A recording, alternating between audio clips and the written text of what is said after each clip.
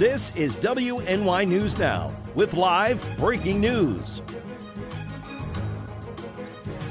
The Chautauqua County Sheriff has identified one of the two bodies recovered last week in the town of Portland as a missing woman from Buffalo. Thank you for joining us for WNY News Now. I'm Justin Gould. Chautauqua County Sheriff Jim Quattrone says the body of 50-year-old Marquita Mole was identified after the Mercyhurst Forensic Anthropology Department was able to match her dental records.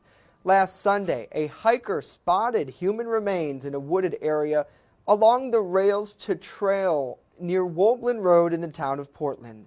Following an additional search of that spot the next day, investigators located a second set of remains nearby, which now has been identified as Mole.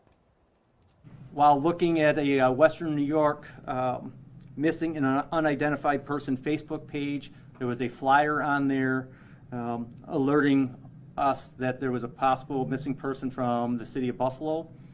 And so we sent that information to Mercyhurst Anthropology Division.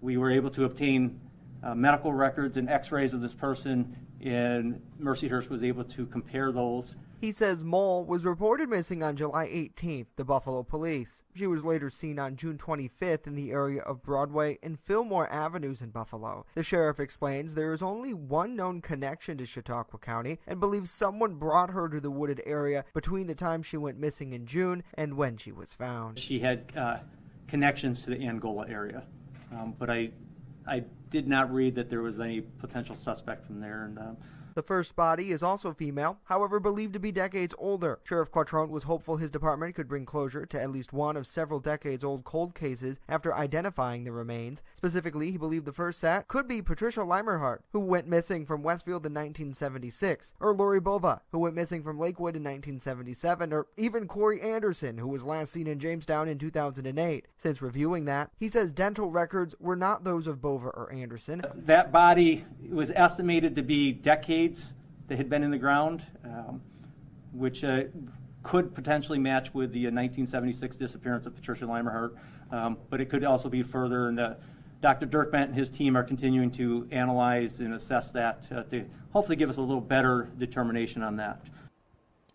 As for the timeline in identification, the sheriff says it could take the Forensic Anthropology Department weeks or even months to complete a further review. Some of the skeletal remains will also be sent to the State Police Crime Lab in Albany for review.